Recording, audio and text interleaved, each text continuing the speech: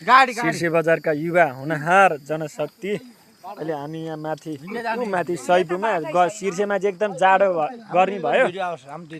भयो अनि हामी चाहिँ अलिअलि लेकतिर चढ्यौँ काँक्रो ल्याएर खायौँ उहाँ आमाले हामीलाई कति माया गरेर काँक्रो दिनुभयो ऊ अलिकति त्यहाँनिर खायौँ हामीले काँक्रो चाहिँ खाइसक्यौँ यो चिनो हो एक टुक्रो अनि त्यसपछि काँक्रो खाइसक्यौँ अब हामी चाहिँ चिउरा र मासु खायौँ अनि जुस पनि खाँदैछौँ हामी ल अब यहाँ ऊ त्यो चाहिँ हाम्रो लिखु खोला तल उता सैपु यता स्कुल उता उहाँ हामी चाहिँ यहाँ रोटामा हामी चाहिँ बिचमा छौँ है टक्क लाएर उहाँ पारी पोकली छ पोकली खोइ कहाँ हो पोकली छ उहाँ कहाँ हामी यहाँ टक्क लाएर अहिले यस्तरी हो होइन उहाँ पोकली छ हामी चाहिँ यहाँ छौँ टक्क बिचमा बसेर हामी चाहिँ यस्तो भयो क्या